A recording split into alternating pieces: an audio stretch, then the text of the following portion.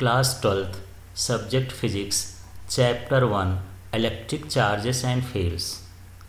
Today we have a question. Derive expression for electric field intensity due to infinitely uniformly charged wire. First of all, draw a figure. Consider this is a charged wire with charge density lambda. The electric field is perpendicularly outward from it, that is in this direction.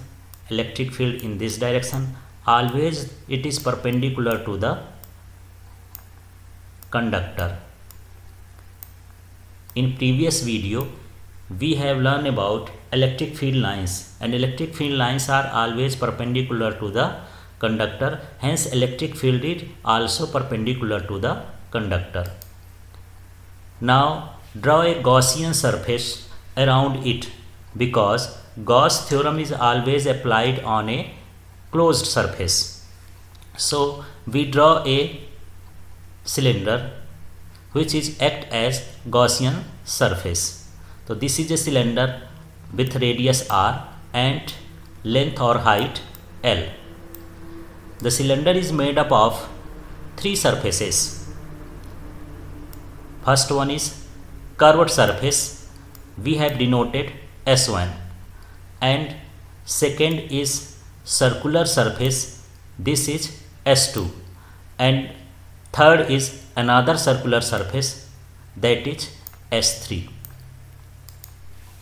In this surface we have imagine a small area element in each surface. This is ds, this is ds, and this is also ds.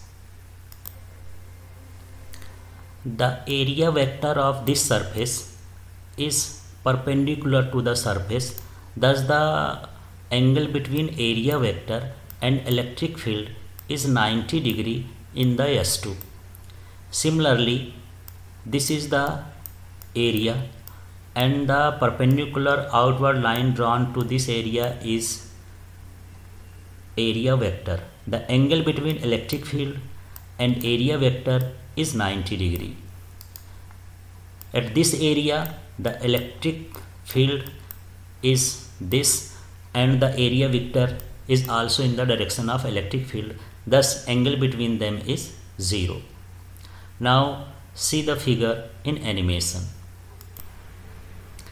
In this animation you can see this is a charged wire, and we draw a Gaussian surface which is cylindrical in shape. This is Gaussian surface of radius r and length L. This surface is made up of three surfaces. First of all, curved surface, second circular surface, and third another circular surface. And this is the area element in each surface, and the direction of electric field is perpendicular to the conductor.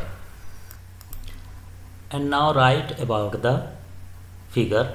Consider a uniformly charged infinitely length of wire with linear charge density. तो यहाँ पर आप देख सकते हैं इस figure में कि यहाँ पर एक चार्ज्ड वायर है जो इन्फिनाइटली लॉन्ग है, और इस पर लीनियर चार्ज डेंसिटी क्या है, लैम्डा है. तो जो इसमें दिख रहा है उसी चीज़ को यहाँ पर लिखना है. Electric field is normal to the length of wire, और जो इलेक्ट्रिक फील्ड है वो वायर के लेंथ के नॉर्मल है, या कह सकते हैं कि परपेंडिकुलर है. तो यहाँ जहाँ जहाँ भी होगा ये वायर, उस वायर के परपेंडिकुलर डायरेक्शन में इलेक्ट्रिक फील्ड होगा. इसी चीज़ को हम यहाँ पर वर्डिंग्स में लिखेंगे.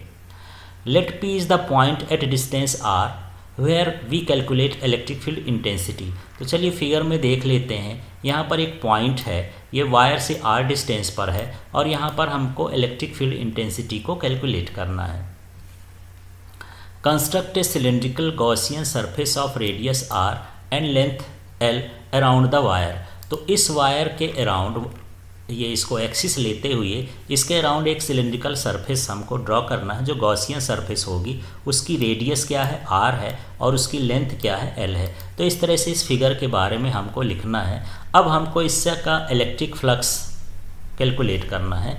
यहाँ पर electric flux passing through area elements ds, तो यहाँ पर हम 3 तरह के एरिया एलिमेंट्स माने थे ds।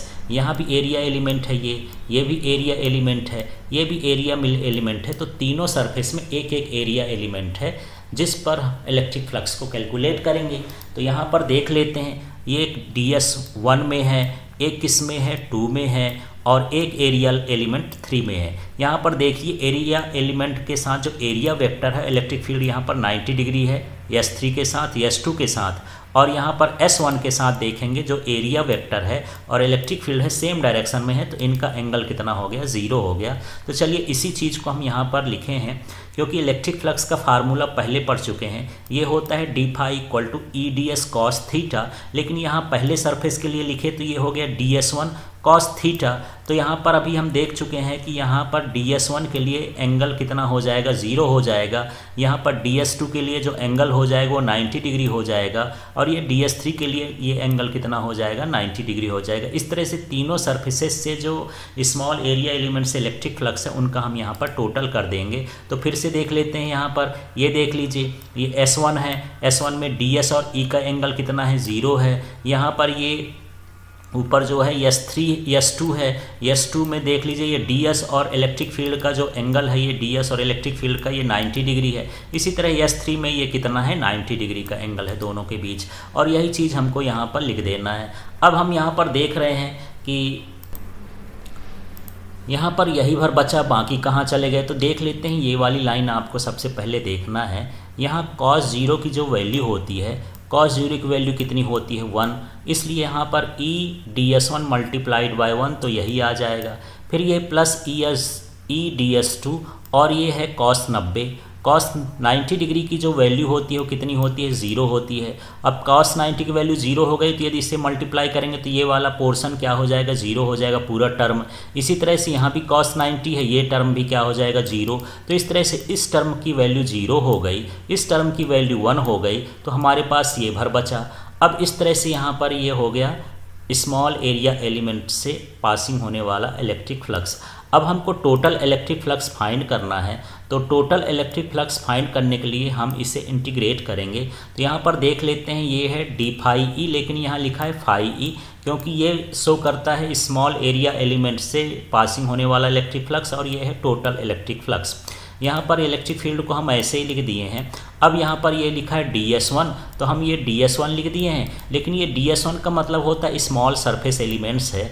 ये सरफेस एलिमेंट्स का हम यहाँ क्या कर रहे हैं, इंटीग्रेशन कर रहे हैं। टोटल निकालने पर इंटीग्रेशन है, इंटीग्रेशन का मतलब एडिशन से है, स्मॉल एलिमेंट्स का एडिशन ही इंटीग्रेशन कहलाता है।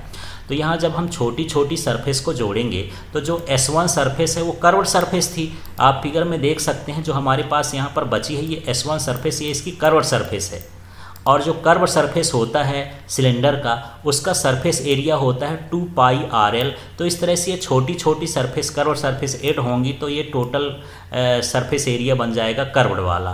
तो यहाँ कर्व्ड सरफेस एरिया का जो फार्मूला होता है सिलेंडर का, वो होता है 2 पाई RL। तो यहाँ ये जो ds1 है, ये पूरा जब ऐड होगा, इंटीग्रेट होगा, तो ये curved surface area of cylinder हो जाएगा। तो यहाँ पर जो सिलेंडर का कर्व्ड सरफेस एरिया होता है वो होता है 2 पाई RL। तो इस तरह से यहाँ पर इसको लिख लेंगे फ्रॉम गॉसेस लॉ। अब गॉसेस लॉ भी इलेक्ट्रिक फ्लक्स देता है, तो गॉसेस लॉ से इलेक्ट्रिक फ्लक्स का फार्मूला ये होता है phi E = Q/ε0। तो यहाँ पर ये phi E है, तो यहाँ phi E की ये वैल्यू हमको अगले स्टेप में पुट कर देना है। तो देख लीजिए यहाँ पर यदि हम पुट कर देंगे तो ये हो जाएगा E × 2 पाई RL = फिर इधर का जो भी वैल्यू है यहाँ पर पुट कर देंगे तो Q/ε0 हो गया। इस तरह से इसको कॉपी कर देना है। अब यहाँ पर हमको ये निकालना है, इलेक्ट्रिक फील्ड फाइंड करना है, तो ये 2 पाई RL को यहाँ पर ट्रांसपोज कर देंगे, 2 पाई RL को। अब यहाँ अगले स्टेप में देखते हैं कि ये हमारे पास जो लीनियर चार्ज डेंसिटी होती है लैम्डा = Q/L, इसके प्रीवियस वीडियो में हम देख चुके हैं। The amount of charge in a per unit length of a conductor is known as linear charge density. तो यहाँ पर Q/L है, तो यहाँ पर ये Q है और यहाँ पर L है। यदि हम QL को हटा देंगे तो उसकी जगह पर हम क्या लिखेंगे, लैम्डा लिख देंगे, क्योंकि QL का जो वैल्यू होता है लैम्डा होता है। तो इस तरह से E = हो जाएगा λ/2 पाई R ε0। जो यहाँ पर बचा।